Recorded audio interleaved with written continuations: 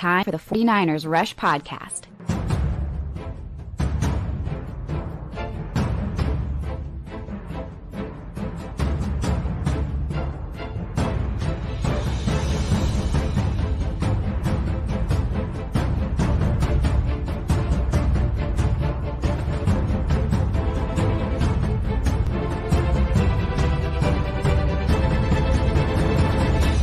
And here's your host, John Chapman. What is going on, faithful? It is absolutely incredible to be with you guys this morning. And man, a lot of news. It's funny because here this is kind of the way the offseason goes. I hate that it's organized this way, but you get no information. You have the draft, and then you get to break down like a lot of that tape, which is fun. I really enjoy that. And we're going to continue breaking down the rookies all throughout the offseason. But then you get this OTA minicamp period, and they just throw every press conference in the world at you within a 24-hour span, and then you go 2 months with nothing. It's just like, man, like what's up with this tidal wave of information and then nothing? There's just complete drought. So, I've gone through it, and that's why this episode's a little later than our typical live time is, man, I wanted to make sure that I clipped up and got through every single presser and, all the stuff. And instead of just dumping everything on top of everything at once, I wanted to piece things together in a way that fit so that, not so much the breadth of all the new information that we've received in one day, literally yesterday afternoon and the day before, and try to kind of spread it out as best we can and dive deeper. That's what this podcast's for, right? This is episode 1126 of the 49ers Rush Podcast. And the title today, The Return to Normalcy for the 49ers.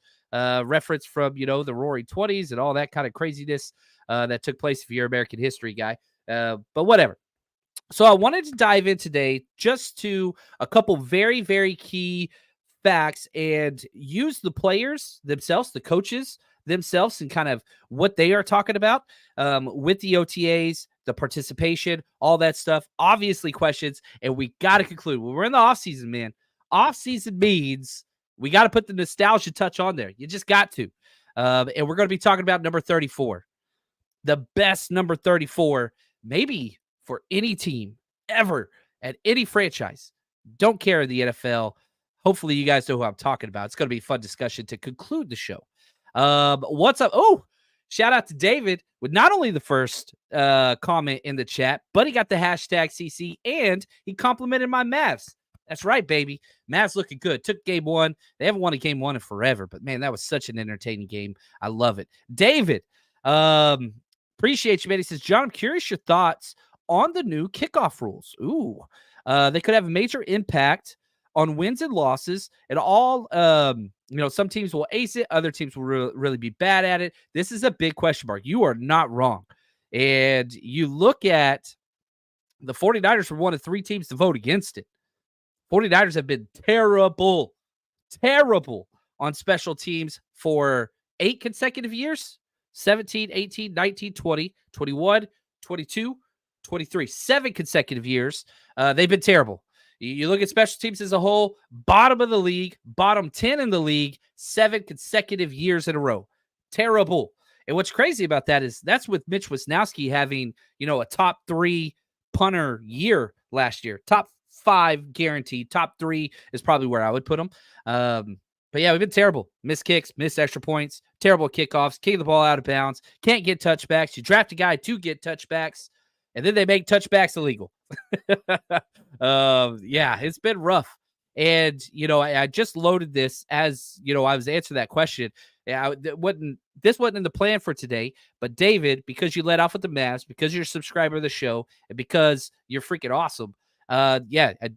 There we go. I was filling time so that this clip would load so I could share it with you guys. Probably should have said that, but that's okay. Kyle was asked, what do you think about this new kickoff rule?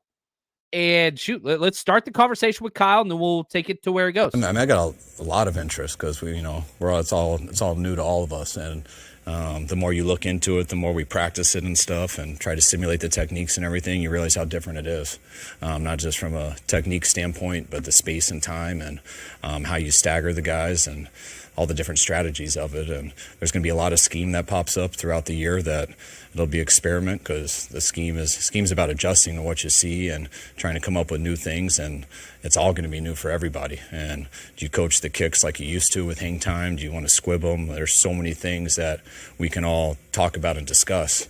But you're not going to really know till you try it and stack it up versus teams. And I promise 3 preseason games won't be enough. So it'll be exciting for everybody. But it's something I think everyone's going to be equally interested in. And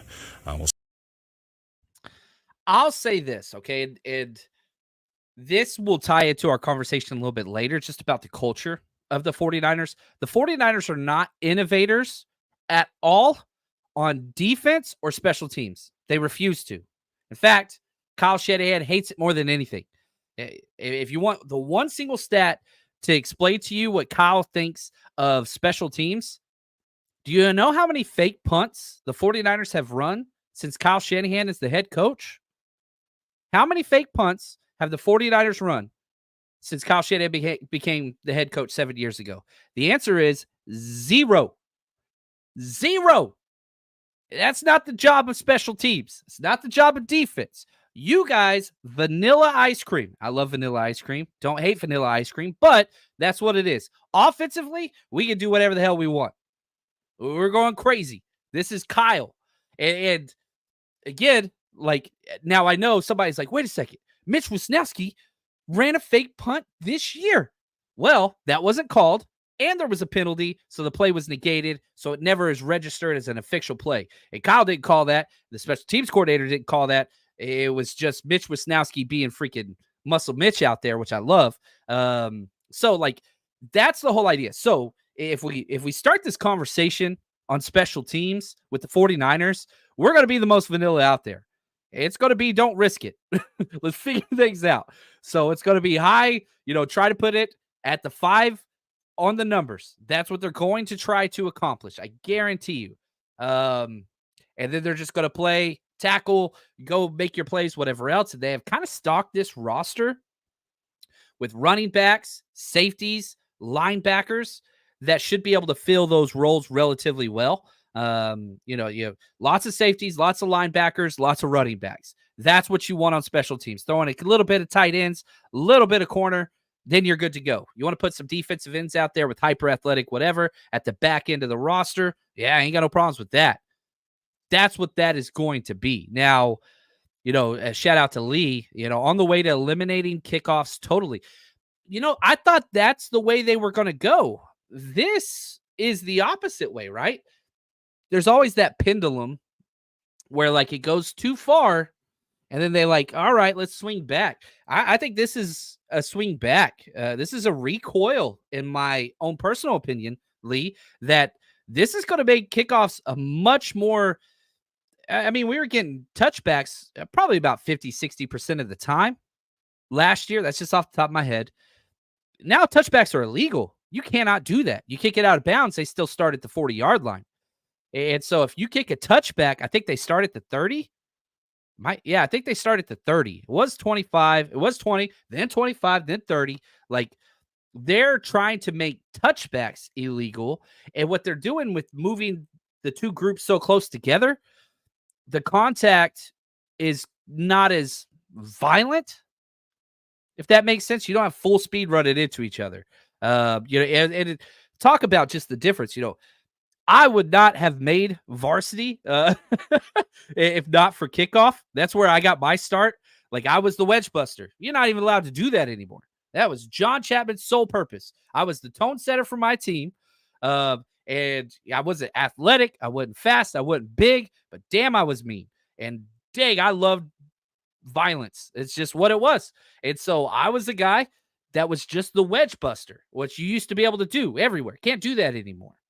And so the innovation continues. I'm not mad about that. I love this rule. It is bad for the 49ers. Remember, they voted against it. This hurts the 49ers more than most because we just spit that damn pick on that kicker, the highest pick in the past decade for a kicker. And one of the reasons why he drafted was because of the length of his leg on kickoffs. Now he can't do that anymore. No more touchbacks. And so, and right here, Mike, big Harding man. No, absolutely not. No. I am very anti-Harding. However, I mean, I studied a lot of them, so that's where that is. No, not, but you got to give it to the slogan. The slogan's fire. Return to normalcy, policy, domestic. Hell no, I'm out on that one. But anyway, I was an economic thought in my master's degree, so I might know a little bit, but just enough to get me into trouble. Not enough to be an expert by any way, stretch or form. But yeah, anyway, not a Harding guy at all. Lee, yeah, one, and that was an accident. That's correct. So Mike, he continues. Vanilla's great. Big chocolates efforts to make us think vanilla is played as a conspiracy. Oh, Mike, there we go. We're getting the tinfoil hat out for all ice cream flavors. I ain't even mad. See, vanilla's great. It just needs a little extra. You put some chocolate chip cookie dough in there. It's the best thing that's ever been made. There's nothing better than that. Lee, the window dressing was player safety, and now it's semi-XFL rules. I don't mind that. The XFL, I think, does a handful of things much better than the NFL does. The NFL has traditionally been a little bit more stick in the mud, like this is what we do, and we're not going to change it, and continuity and whatever else. A lot of the things you do is bad. Like, they have the chips in the phone, or in the phone. They have the chips in the football, and they have the chip in the chains. Like, that should be a digital process. And they're ready for it. They've been experimenting with it, but now they're just now going to start to make that available. But they're, again, trial basis. Like, move forward. Get the refs out of the game. Get them out. Awful. Just terrible. Like, there's been slow innovation to that, but the less the refs have to do with the game, even if it's something as simple as chains, nobody is here. Nobody watches football. Nobody buys hats to watch the refs' impact on the game. And so any way you can get them out, the better the game will be. Period. Get those guys other jobs in the NFL. And if you don't know much about NFL refs, they all have careers. You, in fact, have to have an established career and financially stable before you're even allowed to apply to be an NFL ref. So I ain't worried about them. Get them the hell out of here. You're always going to need help there, but nobody comes to the games to watch the refs. Nobody. Anyway, want to calm down just a little bit there. Anyway, right here. What's up, Rick? Good morning, John. Good afternoon. How are you? I'm great, man. Said, let's go Niners. Let's go. Yes. I freaking love that. Awesome, Rick. Now, OTAs are taking place, organized team activities, voluntary. Shanahan's going to tell you voluntary with every negative question. But there's some stuff we can take away. And I want to say shout out to Sterling Bennett of 49ers Access. He has been awesome. I think he's one of, by far, the most transparent, great people that cover the Niners. He's a younger dude. But great job, man. He put out, this was a few days ago, and it changes day by day, but this is the most recent, most complete list of players not at OTAs or not practicing. Okay. So people that were not around for OTAs, and this was day 2. Now we're in day 4, but Brandon Ayuk, not there. Obviously, contract situation. Juwan Jennings, contract situation, not there. No issues with that whatsoever. Trent Williams never goes. Mooney Ward, not there. Last year of his deal, not necessarily in a contract situation. He's already come out and say he was on Kay Adams' show. Shout out to Kay Adams. She always has Niners on, which is awesome. I think she's really good at her job too. But he was on there talking about, if I ball out this year, then I'm going to get the bag.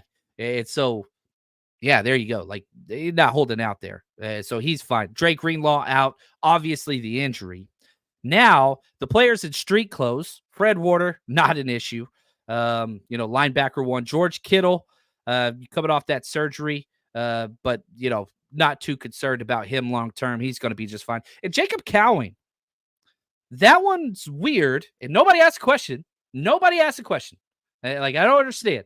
Like, why is Cowing not practicing? Is it injury related, personal? Like, he's there, but he's in street clothes. What's going on there? And, I really wish Kyle would have been available to the media, which he was. Yeah, I don't understand why certain of these questions just don't ask, but it's what it is. Now, nobody asked Kyle about it. but they did ask Brock what it's been like throwing with Cowling, because they have been throwing together, but for some reason, Jacob's just not practicing the rookie during OTAs. No clue what the issue there, whether that's injury, no clue. Nobody knows. But here are the positives with quarterback one. And how cool is it? Return to normalcy. No quarterback drama this offseason. It's a beautiful thing. And I think it's been 7 years. 7 years. What, the old Titanic meme? It's been 84 years. Yeah, whatever it is. I don't know how many years. I don't think it's 84. Was it? I don't know. But it's been a long time. But we got our guy, and I am so pumped about it. Now, here's Brock talking about Jake Cowling, the rookie, and kind of what stood out. He's quick. He's twitchy. And just I'm impressed with just, the way he's acted and interacted with guys. Very smart, very respectful, and a guy that I could tell he's going to get after it in terms of knowing what his job is. And as a quarterback, I feel like, you're always looking for a guy that you can trust. And so, yeah, I've seen that so far from him. I'm excited to see what he can do just in terms of taking off top and running downfield and everything once we get to it. So I'm really excited to have him. I've been very adamant that if there was a rookie sleeper or whatever that most people need to be paying more attention to, it's Jacob Cowling. I really do think he is an ideal, perfect fit in this offense with Brock Purdy's skill set. Now, I'm not saying, he's going to have a better year than Ricky Pearsall or whatever else. No, that's not what I'm saying at all.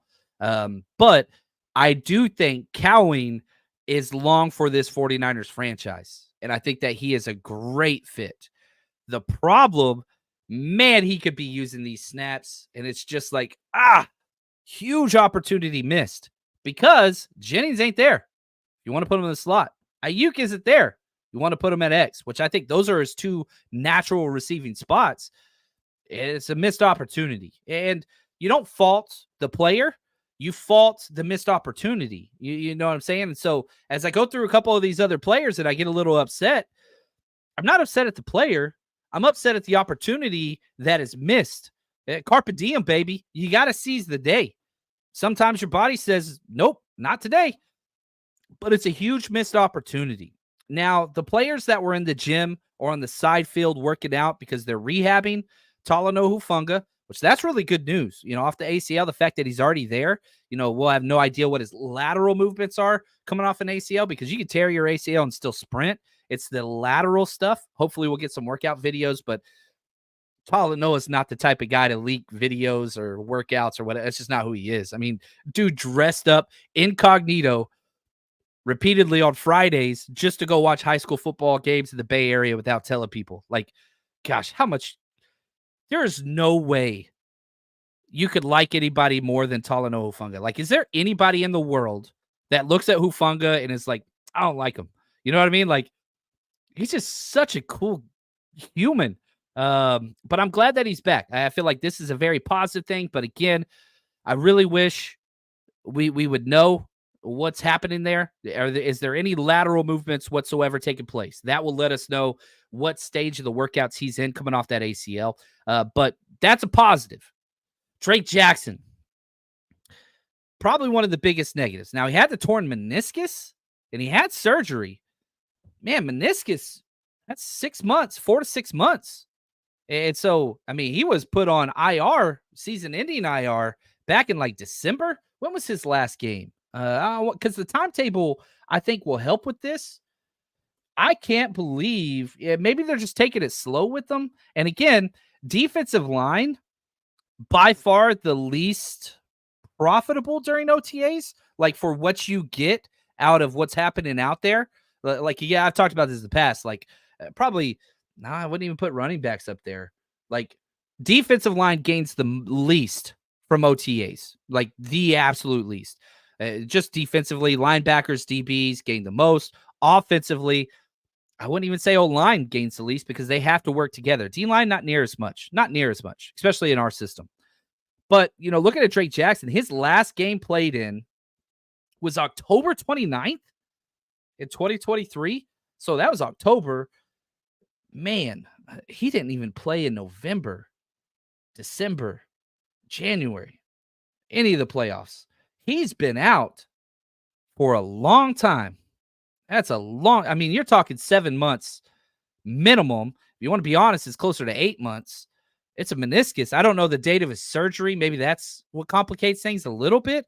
But meniscus, I don't know. Maybe they're just playing safe. But I'm telling you right now, Drake Jackson, he needs to be out there, man. That dude needs this more than anybody. Yeah, huge missed opportunity. Not mad at Drake. Not mad at Drake. Mad at the opportunity Drake's missing. The body is the body. That's what it's going to be. So huge missed opportunity there. You know, let me put it this way. Let's go. You know, we're doing our 90, person roster countdown. Drake Jackson came in at 52. 52. He's a bubble fringe player on this roster. I do believe he'll make the roster. He came in at 52. That's not good. We had 4 rankers. His highest ranking was 48. His lowest was 55. So we're all right around that fringe territory. Huge miss. Huge miss. Yeah, it's huge miss. Now, next up, Cameron Latu. Jeez, man. You know, he had the knee injury, quote, quote, quote, kind of like, anyway, we do this to a player every year. You're injured, bro. You're going on IR. We're going to bring you back next year. The fact he is still not practicing, and you remember somebody asked, I don't want to say it's a dumb question, but it was a dumb question. Somebody asked Kyle right after the draft, so is Cameron Latu your number 2 tight end? And Kyle laughed at him. Literally laughed at the person asking the question and said, no, you got to at least practice for us first. And now it makes even more sense. Still not practicing. You're talking about the worst player in all of training camp for the entire 90-man roster last year, dead last. You know, they healthy scratch him. 7th rounder beats him out, Braden Willis. And then you go into the offseason, you try to upgrade your tight end too. Doesn't work. Detroit matches it. You know, the draft goes the way it goes. Nothing's really there. You bring in Eric Sober, who's going to, probably be that tight end too. But then you come out to OTAs, and he's still not practicing. Not mad at Cameron Latu. Mad at the opportunity that this cat's missing, and he needs it. And this is huge. Kittle's not practicing. You could be out there getting so many reps with Brock and the 1s and the 2s. Gosh, man. It's Charlie and the Chocolate Factory, but I got a golden ticket, right? Like, and guess what? Cameron's got it. Some reason not practicing. Man. Just, this is your chance, bro. And you're not mad at Cameron. I keep saying that because you want to be mad at the player. You want to be like, we all want Cameron Latu to succeed because that helps our team be better. If Cameron Latu is what this coaching staff thought he was, the team would improve. The problem is Daryl agreed. They are who we thought they were. He is who we thought he was, which was a crazy, terrible waste of value draft pick. And you saw it last year in training camp, and you hope that they'll rebound, and it was just a learning curve issue. But now you can't even get this opportunity. And that is what just hurts so stinking bad. And I feel for the kid, man. Jake Brindle's out. That one, knee arthritis, never good when you're in your 30s. But they have moved John Feliciano to center. And now we know, thanks to Matt Barrows, the legend, that Dominique Puny is getting backup snaps at right guard. There we go. That's what I'm talking about. All right. You know, what was I told everybody, the number one thing you take away from OTAs is where the rookies are lining up. We knew he'd be guard. But, man, if Feliciano has issues, Dominic Puny at center. I'm sorry. No. Let me take back. Feliciano at center, Dominique Puny at right guard. I think that's the best 5 for the 49ers starting, but probably not until October. Yeah, I don't want, like, even if Jake Brindle couldn't go early, yeah, Feliciano at center, awesome. But I'm probably putting Spencer Burford at right guard. I don't want a rookie starting O-line, personally, unless they just, go out there and show the consistency is there. But guess what the biggest problem with Spencer Burford's game is? Consistency. He was better as a rookie than he is, year 3. So yeah, we'll see there, but I doubt the 49ers would go out there week 1 with the starting rookie on the offensive line. I just don't see it. That's not Forster's way. That's not Shanahan's way. But we're starting to get a little bit of the tea leaves into how this could shake out. And I know somebody's listening saying, oh, and I keep getting this. Every time I post something about Feliciano playing center, people are like, he's terrible at center. And so I went and looked at it. 2022, he was the starting center, I think, for like 12 or 14 games for the Giants, which the Giants were terrible. He was awesome. He wasn't awesome. He was better than Jake Brindle is. I would take 2022 John Feliciano center play over Jake Brindle. Why? Because in the run game, Jake Brindle is and continues to be a huge liability. In the pass game, consistently beat, but doesn't get the quarterback hit. Good with calls. And Jake Brindle always gets where he's supposed to go. He just can't stay there. He'll get to the second level on that combo block to the linebacker. He'll get there every time. He ain't going to stop him from literally tossing him aside and getting the stop. Like, he limits so many plays from being, instead of a 9-yard gain, it's a 4-yard gain. That's my issue in the run game. Jake Brindle's good. He's good, but he's a below average center at best. And now he's got knee arthritis. The ceiling play for Jake Brindle is non-existent. It's not there. It never has been there. Yeah, he's all right. You can plug him in there as a value play, and that's what the Niners have done. But no. He's not. Anyway, let's see here. Before I jump forward, I've gone way too long without talking to some of these comments, so sorry about that. Aaron, he says, John, speaking of Huff, is this the most talented secondary has been in the Shanahan era? Yes. Depth, top-end talent, 100%.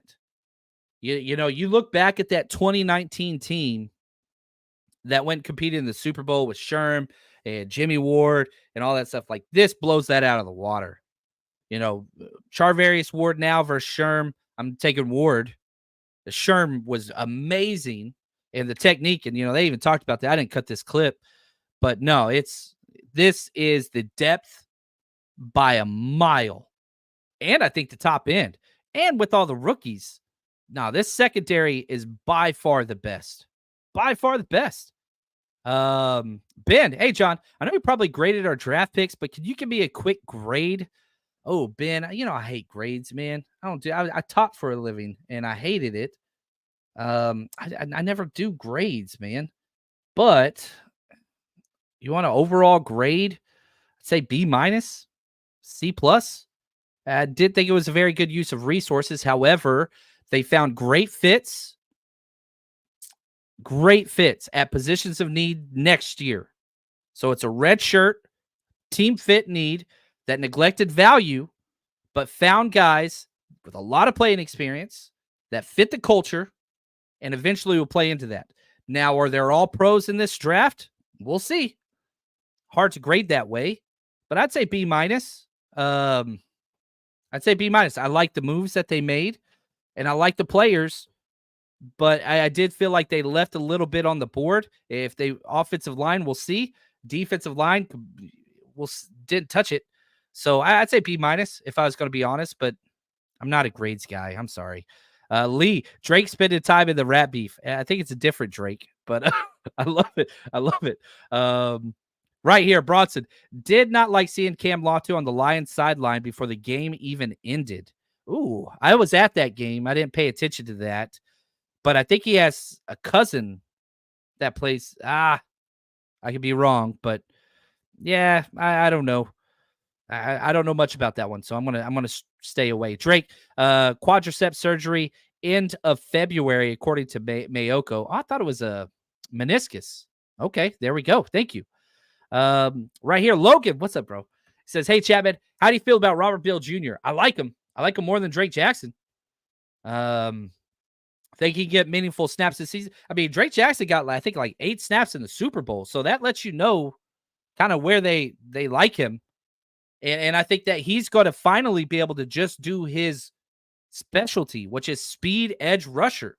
Like, that's all I want from him. That's it. For now, like, you get that under space, then you can grow into something else. But whenever you added guys like Leonard Floyd, he's a true 3-down defensive end. You Turk Gross Matos, it's a base defensive end. Like, you got those 2 guys. Now Drake Jackson and Robert Beal, they're competing for that pass rush specialist. Injuries are going to happen for sure, but like, my depth chart at the defensive end, it's Nick Bosa, Leonard Floyd, huge gap. Then Yatir Gross Matos, Robert Beal Jr.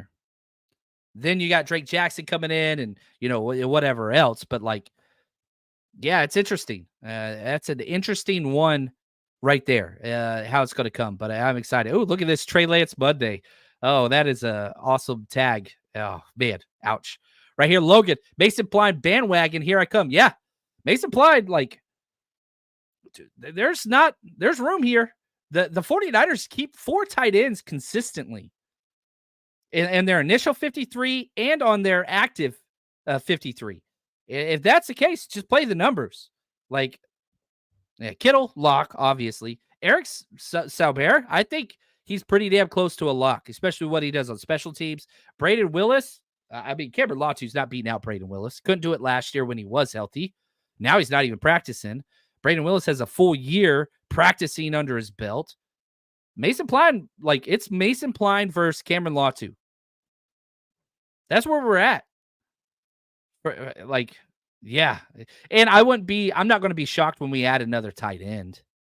Right here, Bronson, should have went O-line with that Latu pick. Should have went anything. You take back that Latu pick and the kicker pick. Yeah. And, and I understand I'm always going to give beef to the kicker pick, not because of Jake Moody. Understand that. I think Jake Moody's going to be our kicker for 10 years. I just think you don't draft a kicker that high. That's not an anti-Jake Moody take. It's an anti-kicker take. That's all. Especially now with the rule change, that made it even worse. That made it even worser. Worstest. All right, Diego. Hey, John, hadn't caught a long show in a long time. Welcome, man. To be honest, I hadn't consumed any Niners content until last week. I didn't even know the draft was happening until the night of. I'm definitely pumped now, ready for the season. Everybody's on a different path to recovery. Like, that's just the realization of life, and that's okay. But Diego, I just want to say I'm glad you're here. That's why we're the faithful, baby. But we all take our time. What's up, Dave? How you doing, man? Drake Nugent could also play center if we need to. He could. The idea of an undrafted free agent starting center or even making this initial roster is difficult because we got a lot of guys that can play center now. Ben Barch can play. Feliciano can play. I don't know if you want to say Nick Zakelj can play. Dominique Puny, they said he could play, and they see him eventually could be a center. There's a lot of guys, but I do like Drake Nugent. I think for him, his best case is practice squad. And the fact that they cut Corey Luciano, who was our number 3 safety last year, or number 3 center last year, like, he's gone. So the fact Drake Nugent, like, that's plus there, in my opinion. So, David Feliciano has played more center than guard in his career. I did not know that. Johnny, I did not know that. Johnny Carson, anybody know? Gold-blooded. Thanks for the super chat. Still have the Super Bowl hangover, but excited for this season. What do you think about the starting linebacker group and what that looks like? Oh, see you in Buffalo. That's right, baby. 40 Rush podcast. Oh, we will be there. 40RushRoadTrip.com. Go get your tickets. I bought all of my airline tickets and all my hotel, Airbnbs. I'm broke. Oh, man. Travel is pricey, but that's okay. Because of experiences and because of what we're doing and just creating for the community. Thank you, Gold Blooded, for the super chat. I really do appreciate it. The linebacker group, it's not bad, to say the least. I really, really, I like it. Now, okay, and I had this clip queued up. So let's jump over. This is Johnny Holland, the linebacker coach, talking about violence. And this is going to help me answer your question. Our coaches, that we want to be physical and we want to be violent, and we want to put it on tape. And that if you hear, that's what you're going to see. Our players and how we play defense, and most players, they want to play that way. And but we demand it, and it shows on tape that how we play, the violent part of our game, how we play. So, I'm sure players excited to play in this system. I always tease our players, man. I wish I could have played in a system like this when I was a player, but they get a lot out of it. The violence, right? And so he even talked about, and I'll cue this clip later, not today's show. He talked about how Dre Greenlaw is what we are. Like, Dre Greenlaw is who we are. And so Devondre Campbell stepping into that, Devondre Campbell's played more than, Fred Warner has. He's been in the league 9 years. It's incredible. And so you're talking about somebody that's a seasoned vet. So it's a little bit different. It's Devondre Campbell brings length and veteran consistency, whereas Dre Greenlaw brings explosiveness and violence, right? Tone setter. Devondre Campbell's not necessarily that, but he fits us. But Dre Greenlaw might be the meanest player in the NFL with pads on. So you're not getting that. But this linebacker group's awesome. And the depth is there too. Who's going to be that number 3 early until Dre Greenlaw comes back? Now, once Dre Greenlaw comes back, you move Devondre Campbell to the Sam. And, again, we're talking Super Bowl hangover in your comment. Man, you go back to the 2019 Super Bowl, the worst player on the 49ers team. Yeah, it was our 3rd linebacker spot, right? That's what it was. What's his name? Oh, goodness. His name's right there. I see Quan Alexander rushed back from that pec injury and wasn't ready. He was awful. He was terrible. One of the worst games of his entire career came in the Super Bowl. Now you go to this most recent Super Bowl. What happened? 49ers dominated. Dre Greenlaw gets hurt. Once that happened, that's when Travis Kelce got involved. All these things changed. So start of the year linebacker core, it's going to take some getting used to with some new blood there. But, man, you talk about playoff version potential with Dre Greenlaw back, Devondre Campbell. You got 3 young pups, Tatum Bethune, the rookie. Who's going to make it out of D winners? Jalen Graham. You got DFF right there, Curtis Robinson. Like, man, we say this every year. We were cutting down to 53. You could trade a linebacker. Like, that could happen. Yeah, David, I appreciate this comment. Grading the draft can't happen until 2 years after the draft. I do like that. Bronson. Braden Willis was a favorite of Jalen Hurts. So I wouldn't be surprised if he moves up the depth chart. Yeah, he was. He played the Kyle Juszczyk / George Kittle role for OU. It was a leader of that team. Like, he is a culture fit, a gold helmet guy. I freaking love that, man. Pete talking about, I'm more bummed about the Hargrave signing. We'll see. We got to see what happens, because Javon Hargrave was pretty consistently good, in the 2023 season. He just got really bad when the playoffs came. And so how much of that do we carry? I mean, he had 7 sacks, 8 tackles for loss. That's good. 14 quarterback hits, second in all those numbers on our team. Like, that's good. Played in 16 games. That's great. But, yeah, you want more. Right now, it's looking like a bad signing. It really, really is. It's looking like a terrible signing. But it's not over yet. We still got 2 more years. Not sure that's a good thing. But that's okay. Lee, McKivitz gets hurt. What's the plan? Actually, you got great depth. You got great depth. You got Jalen Moore behind him. And you just brought on, the tackle with the ridiculous Chris Hubbard, who's played in, man, how many games? Let me see here. 94 games played. Like, yeah. Like, you've got 2 tackles right there. And, I don't think, a little less likely now with the center being out, because Burford's taking first team right guard snaps, but I wouldn't mind Burford getting some right tackle snaps either. But with Brindle out, that makes it where Burford's got to play right guard. But no, I'm not too worried about the depth at tackle. Like, and that's the thing. Our number 1 tackle is Trent Williams. That's the best of the business. Our number 2 tackle, Colton McKivitz, yeah, he's, bottom level tier starter. But our number 3 and 4 tackles are pretty all right. Like, I'm not concerned about those guys. Now, do you want them starting? No. But tackle's the most devoid of talent position in the NFL. There might be 30 good tackles in the NFL. That's it. And I'm talking right and left. Well, 64 tackles start every single week. There's like 30 good ones. We have 1. I don't think that we have 2. But I'll come out and say it, and I've said it over and over again. My biggest issue isn't with Colton McKivitz on this offensive line. It's Jake Brendel. Jake Brendel is far less consistent, not in pass rush or pass protection, but in overall, I'll take Colton McKivitz. Now, you put Colton McKivitz next to Spencer Burford, that's a red flag. That's not positive. You put Colton McKivitz next to John Feliciano, now Colton McKivitz, he's a better player than Jake Brendel. I don't know. You disagree with me, and a lot of people do, and that's okay. Disagreements are a good thing. Right here, it says, Gold-Blooded. John, I'm staying in Canada day before the game and Buffalo day of. Ooh, I like that. It's right there, man. Yeah, enjoy Canada. Come tailgate with us out there. I'm super pumped about this, man. Oh, we're going to be having such a good time. And, if you haven't gotten your tickets yet, man, come on, guys. Come party with us. All right, 49ersRushRoadTrip.com is live. Tickets are available for all of our road trips this year. Just go to 49ersRushRoadTrip.com, click here for tickets. Brings you to our landing page here, and you can see all the events that we're doing.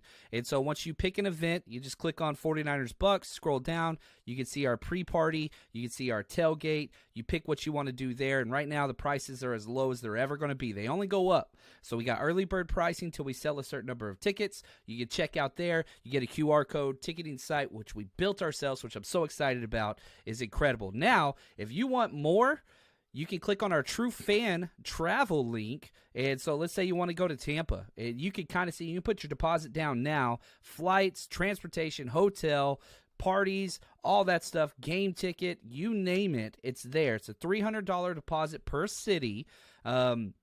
And you've got several weeks for a refund policy if you want to as we build out these packages. And once we built that out, then we'll give you that opportunity to, hey, do you want in? Do you not want in? And then we'll move on from there. So lots of options are available for you guys. 49ersRushRoadTrip.com. Go party with the faithful. That's what's up. I'm excited about this. And, early bird pricing for some of the events is already almost up. I appreciate you guys going out there. So if you want to save money, it's only going to go up in price. That's we select a certain allotment of tickets. When those sell, then it bumps the next price tier, all that stuff. And so all the games I'll be at, I want to be at the Vikings road game, Seahawks road game, Bucks road game, Bills road game, Cardinals road game. But we're partnering again. I talked about how we're partnering with True Fan Travel, which is awesome.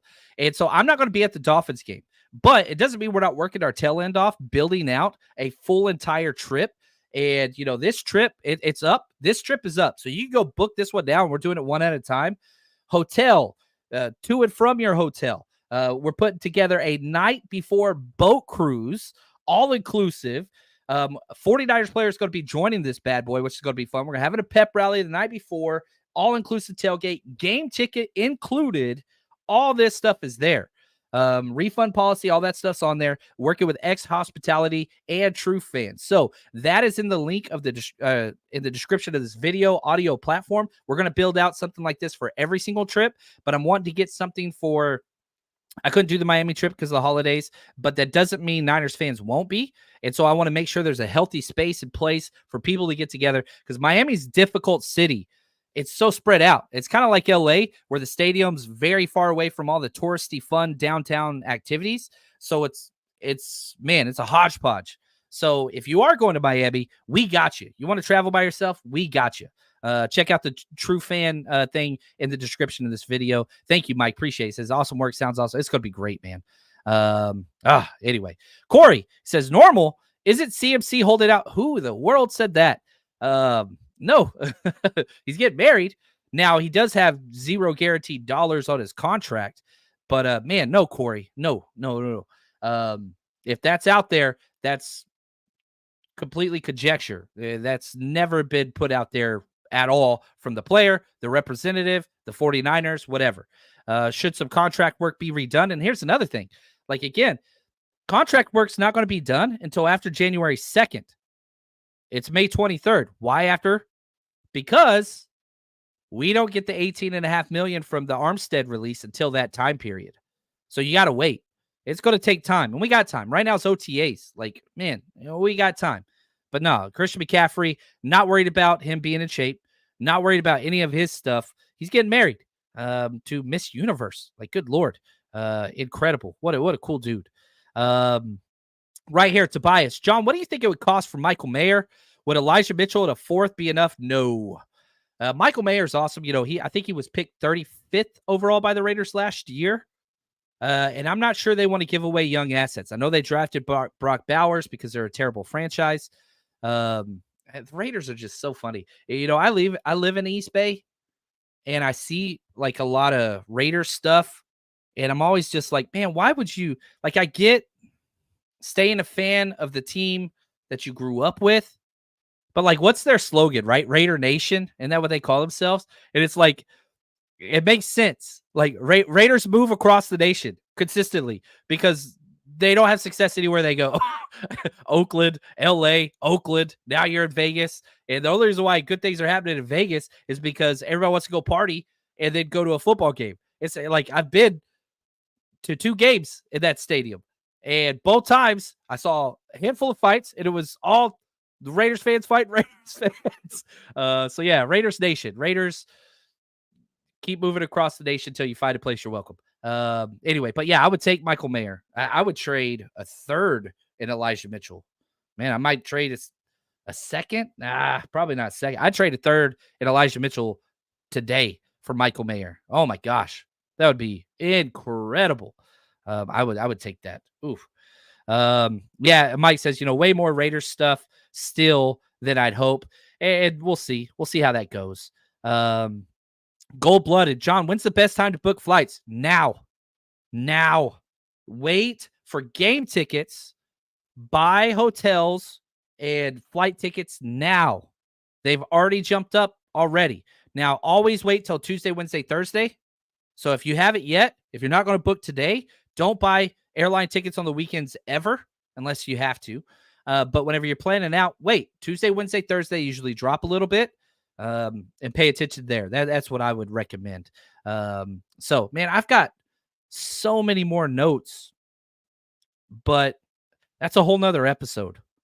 So I'm going to wait. I don't want to brush through the meat and potatoes of this episode. I'll just redo the second half of this episode later, but I want to stick with our nostalgia bit.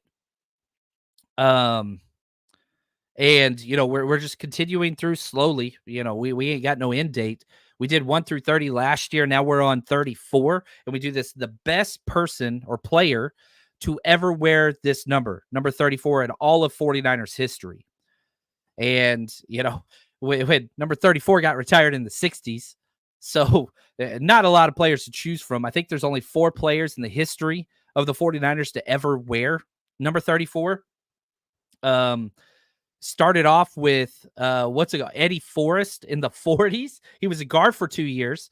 Local San Francisco kid, struggled kind of finding some of that stuff, but he was one of the very first 49ers. 46, that was the first year for the 49ers to be in the NFL. Visco Grigic from 46 to 52. Here's one of my favorite things is because the NFL has changed so much.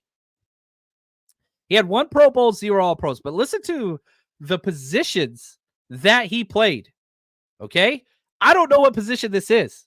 I know he played guard. Okay, I get that. He played tackle. He played linebacker. What is MG? Can somebody please help me? What is MG? I've Googled. I've searched. I've used Pro Football Reference, Wikipedia. This is back in the 40s and 50s, mind you. What position? I'm calling the faithful. I need your help. What position is MG? G. I have no middle guard. I know we ran the T back then. I don't know. I don't know what that is. So I don't know. Hopefully somebody can help me or email me. Yeah, middle guard was my thought, but I could get no like validation. Thank you, Celestial. Like I couldn't figure it out. I don't know. But back to Visco. First Yugoslavian player in the NFL. That's pretty cool. Member of the original 49ers team in 46. Known for his halftime speeches at sorry, I always mispronounce this. Kezar. And it was fun reading up on some of his stuff because there are a couple articles out there on there. He was notorious for hitting walls, doors, posts in Kezar. And the legend was the fans could feel whenever he'd hit it because the wooden post in the locker room was underneath the stands. I guess apparently this is way before my time, so I'm out of my comfort zone here. But the fans could feel it upstairs sitting there while they were doing their halftime downstairs speeches and stuff, which is really, really cool. So shout out to Visco. And then Bill Cooper, he was from 61 to 64. He was a fullback linebacker. Everybody played two ways back then. But what happened, Joe Perry left the 49ers, and we're going to talk a lot about Joe Perry. Joe Perry's with the Niners since 52. He left and was traded to the Colts, Baltimore Colts, and then came back to the Niners. And so whenever he left, Bill Cooper took 34. And when Joe Perry came back, he gave it back to Joe Perry. And then nobody ever wore that after him. And they very soon retired his number. Yeah, Joe Perry is the correct answer. Attaboy Bronson. I love that. Yeah. Middle guard makes the most sense. Diego left out. Middle guard. I'm getting the most middle guard. Oh, here we go. Chat GPT. Tobias, I don't know if I should read this. The middle guard plays a vital role in the interior of the defensive line. Maybe he did play defense. Nose guard maybe is what that was. So, yeah, there we go. Chat GPT. So defensive position maybe. That's what he played. I don't know. All right, let's talk Joe Perry. And I'm not going to lie. I am going to tell. I'm not going to tell you how many pages I wrote. I had an absolute freaking blast. I knew who Joe Perry was. I know the $1 million backfield. I know what that is. I know that he was MVP. I know his number was retired. I know he's a Hall of Famer. I know those things. I didn't know that much about him. I really, really didn't. I doubt I'm going to get through everything. But let's list some of his, I don't want to say important accolades, but biggest accomplishments, okay? This is Joe Perry, the Jet, baby. Joe the Jet Perry played from 52 to 63. He did have a 2-year stint with the Baltimore Colts, but came back. Hall of Famer, first year Hall of Famer in 1969. One of 12 players, numbers that have been retired for the 49ers. One of 12. And you think about some of the beasts of the beasts, like it's incredible. The people that he's been around. His jersey was retired in 71, but nobody ever wore it after 63. 3 Pro Bowls, 2 All-Pros. He was a 1954 MVP, which is so cool. He was third the year before for MVP votes. So 53, he was third place. 54, he won it. Listen to these names. This is so cool, man. And I love that Pro Football Reference is just fire. They should sponsor me. I should sponsor them. But great website. If you're a nerd, just type in PFR, go to Pro Football Reference, and just click around for a while. It's so fun. And yeah, we're talking about Joe the Jet Perry. Listen to these MVP votes for 1954. Joe Perry won with 20%. Otto Graham, 13%. Ollie Matson, 4%. Bobby Lane, 3%. Luz Groza. I'm sure I pronounced his name wrong, but I know who he is. Y.A. Tittle, who was the Niners quarterback, got 2% of the vote. Doak Walker and Hugh McElhenney, 1%. So 3 49ers got MVP votes. That was the $1 million backfield, which nowadays is quarterback, running back, sometimes fullback. But back in the day, there were 4. You know, they played the T, right? It was the old T backfield where double tight, right? So you've got your center, 2 guards, 2 tackles, 2 tight ends, your quarterback, and then you had 3 backs. You had the fullback, The roles have changed consistently, but the fullback was in the middle. That was Joe Jet Perry. And your blocking backs were the halfbacks on the sides of the fullback. So on the left side, you'd have a running back or halfback, and on the right side, you have that. They were the blockers, and the primary running back was the fullback. It's a trip. And side note, just off the top of my head, I think the 49ers have the best fullbacks in NFL history, period, bar none. Yeah, I mean, you've got Roger Craig was drafted as a fullback. You got William Floyd. You got Joe Perry. You got Kyle Juszczyk. Like, oh, come on, man. I never thought about this. I just popped in my head. But anyway, all that being said, you had the $1 million backfield, which I already talked about, Wyatt Tittle, Hugh McElhenney, Joe the Jet Perry, and John Henry Johnson. Those all guys were in the backfield. Guess what? They all made the Hall of Fame. Every single one of them. All four, the only entire backfield in NFL history still to this day where everybody made the Hall of Fame. It's incredible. They were known as the Fabulous Foursome or the $1 million backfield, which the reason why they called that is because you added up all their salaries, equaled $1 million finally. Oh my gosh. Tom Rathman. I forgot Tom Rathman. I apologize to the faithful and to Rathman. I apologize greatly. I have fudged up. I love Rathman so much. And so, man, that was a huge miss on my part. If this was not a live show, I would delete the entire hour and I would go back and start over just because of that moment, which is probably a good thing that this is a live show, so I don't have to do that. But I'm telling you, in the past, whenever I first started recording this show, we started back in 2017, like I would mess up 30, 40 minutes in and delete it and go back.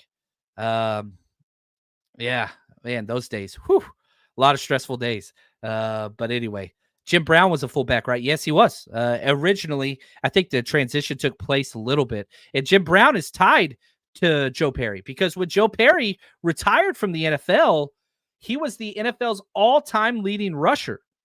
He was number one. He had 9,723 yards, and that record stood until Jim Brown broke the record. And Jim Brown's record stood for a long time. But, yeah, I mean, he's on that level. 1950s all-decade team. He's from Compton Junior College, went to play football for the Navy. Now, this isn't Niner stuff. This is just things I want you to know about Joe Perry. He wore 74 for the first 3 years as well. So that's part of it too. Like he was 74, then switched to 34. Was literally one of, if not the first main black football player that got nationwide notoriety. He was the first black African-American MVP ever in the NFL. And, if you want to go down the rabbit hole and read about race relations in the NFL, it kind of starts with Joe Perry. And one of my favorite things about him was, he'd go to these different cities and play, in the South and wherever else. And he would talk about being heckled and being called, racial slurs and all that stuff.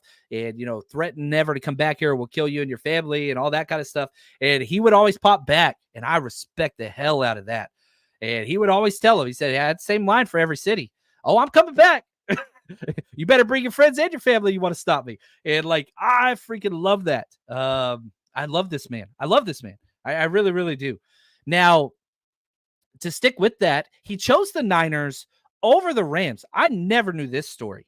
The Rams offered him twice as much money. The Rams offered him $9,500 to join their team.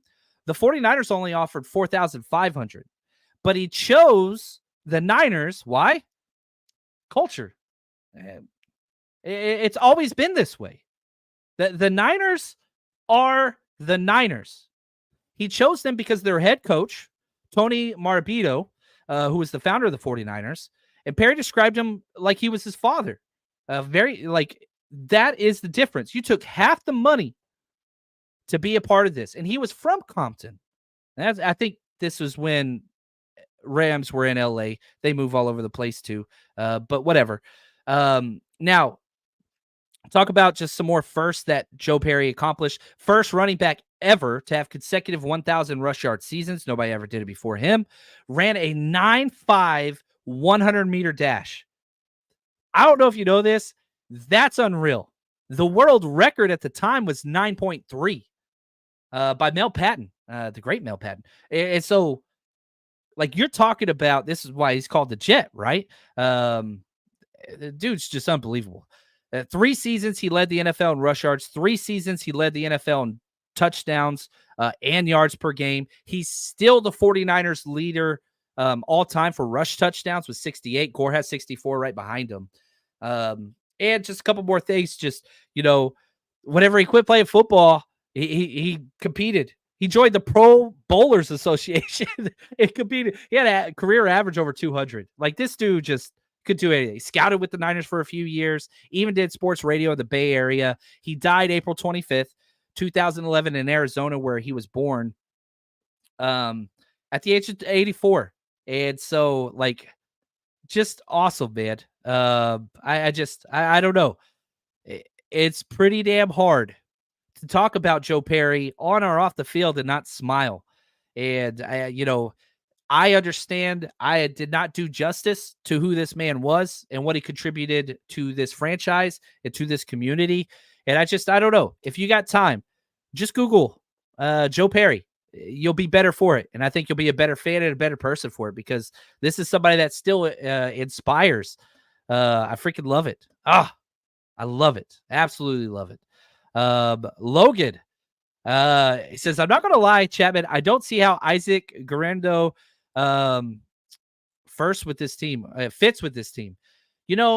Bobby Turner, Coach Turner, talked about speed. Every time they talked about speed, and coachability. And he also mentioned how, he doesn't have a lot of carries or wear and tear on his body. So that's what he said. Home run ability, kickoff return ability, speed. He said it so many times, speed, and coachability. So that's what they would say. I'll keep that for a whole nother episode, because I want to dive into these rookies a little bit more and do them a little bit more justice. I know we all read the scouting reports and stuff after they're drafted, but I think there's a lot more to it than that. But hopefully you guys enjoyed this episode. I really, really did. I'm going to have to do a whole nother 2-part series, Return to Normalcy Part 2 or something, because there's a lot more that I want to talk about in recovering, going back to a relatively quiet and chill offseason. And I know a lot of people are going to be out there trying to create chaos, because that's how they feed their families, with those clicks and anger and all that stuff. But I'm telling you, shouldn't be feeling that way. You guys are the best. Really appreciate y'all. Thank you for this opportunity. Freaking love today. Man, that was fun. And, something I don't do enough, which I'm really, really bad at. It's not just me doing this. We have a myriad of people that continue to build and help and support the 49ers rush and our team. And so I got to give a shout out to our executive producers, Timothy R., David G., Philip K., Kilted Niner, and 49ers George 365. Without you guys, this show does not happen, especially right now in the middle of May. You are the best. Thank you guys. Till next time, stay strong, faithful.